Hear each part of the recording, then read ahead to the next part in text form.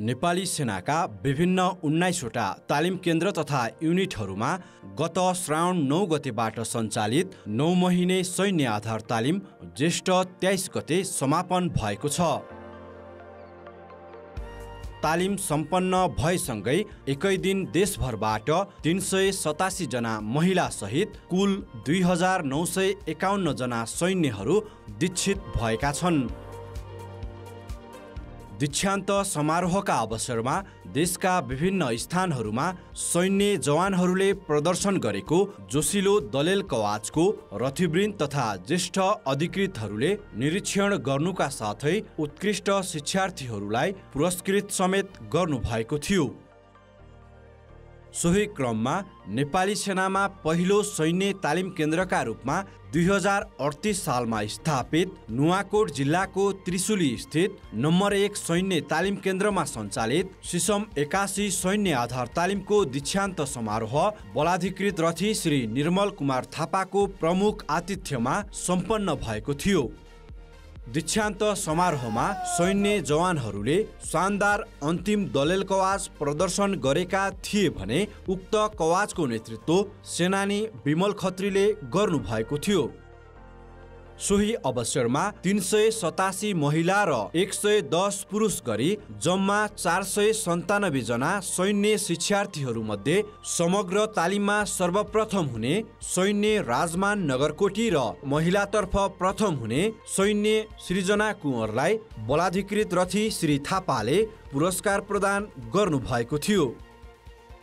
त्यसैगरी उहाँले उक्त तालिम केन्द्रले हरेक वर्ष वार्षिक मुखपत्रका रूपमा प्रकाशन गर्दै आइरहेको सैन्य आधारशिला पुस्तकको विमोचन समेत गर्नुभएको थियो। आजबाट तपाईहरू राष्ट्रिय जनता र नेपाली सेनाप्रति थप जिम्मेवारी हुनुभएको स्मरण गराउन चाहन्छु। माटोले माग्दैन, आफैले दिनुपर्छ भन्ने यथार्थलाई मनन गर्दै तपाईहरू आगामी दिनहरूमा नेपाली सेनाको उच्च छवि राख्न उत्कृष्ट रूपले कार्य सम्पादन गर्नुहुनेछ भन्नेमा म विश्वस्त छु। यस सुखद घडीमा तपाईहरू सबैलाई नेपाली सेना तथा मेरो व्यक्तिगत तर्फबाट हार्दिक बधाई दिन चाहन्छु। यसैगरी कमान्डान्ट्स मोटिभेसनल अवार्डका साथै ड्रिल, बाधा पार, फायरिङ, क्रस कन्ट्री दौड लगायतका विधाहरूमा महिला तथा पुरुष तर्फका उत्कृष्ट सैन्य शिक्षार्थीहरू समेत पुरस्कृत भएका थिए। साथै समग्र तालिममा सम्पूर्ण गुल्महरूमध्ये क गुल्मले गुल्म च्याम्पियनको ट्रफी प्राप्त गर्न सफल भएको थियो। महिला भएर घरको चुलो चौकोमा मात्र सीमित हुनुपर्छ भन्ने छैन। त्यही कुरालाई तोडेर म देशको सेवा गर्छु भनेर सो इच्छाले नेपाली सेनामा प्रवेश गरेको हो। मेरो आफ्नै व्यक्तिगत मेहनत, लगनशीलता, इमान्दारिता, धैर्यता र मेहनतले नै म आज 387 जना महिला मध्ये सर्वप्रथम हुन सफल भएँ। म मेरो भाइ लगायत सबैलाई नेपाली सेनामा भर्ती हुनु भन्छु। नेपाली सेनामा भर्ती भयो भने अहिले दुःख गर्यो भने पछि सुख हुन्छ। भव्यताका साथ सञ्चालित उक्त समारोहमा रथिवृन्द, जिल्ला स्थित अन्य सरकारी निकायका प्रमुखहरू, नेपाली सेनाका अधिकृत, पदिक र सकल दर्जाको उपस्थिति रहेको थियो। साथै नवनियुक्त सिपाहीका आफन्त तथा परिवारजनले समेत अन्तिम दलेल कवाच अवलोकन गरेका थिए। मलाई धेरै गर्व लागेछ, खुसी लागेछ। मेरो छोरा यो भन्दा नि बढी प्रगति गरौँ। अहिले जागिर अवधि मात्र नभएर जागिर खाइसकेपछि र आफ्नो परिवारहरूको लागि पनि यसबाट चाहिँ सुरक्षित जीवन हुने भएकोले त्यस कारणले चाहिँ यो जागिरमा चाहिँ हामीलाई बाबाले सिकाउनु भएको पाठ र हामीले बुझेअनुसार यो जागिर एकदम राम्रो छ भन्ने तरिकाले मैले पनि जागिर खाएँ र बहिनीलाई पनि यसैमा प्रोत्साहन गरेँ। देशमा मात्र होइन, विदेशमा पनि नेपाली सेनाको एकदमै धेरै नाम चलेको छ, एकदम धेरै सम्मान पाएको छ। मेरो दाइ चाहिँ नेपाली सेनामा भर्ती हुनुभयो, त्यसैले एकदम धेरै गौरव भनेको एकदम प्राउड महसुस भइरहेको छ।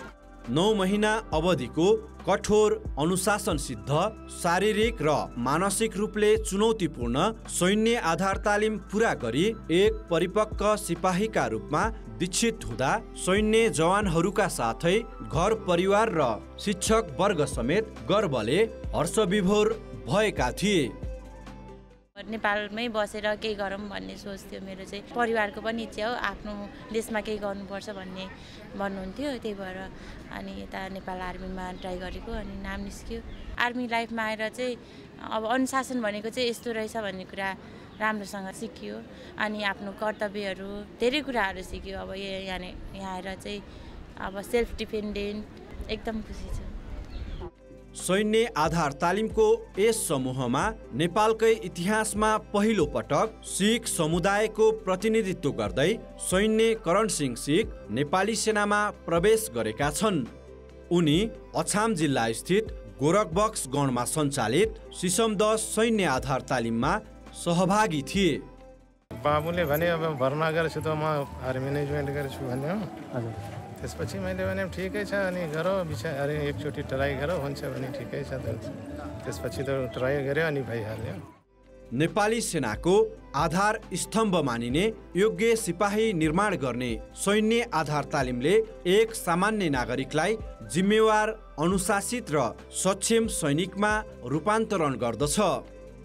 नेपाली सेनाको सदस्य भई मातृभूमिको सेवामा समर्पित हुन लागेका हजारौं नवप्रवेशी सिपाहीहरू आफ्नो समाजको लागि एक सफल उदाहरण बनेका छन्।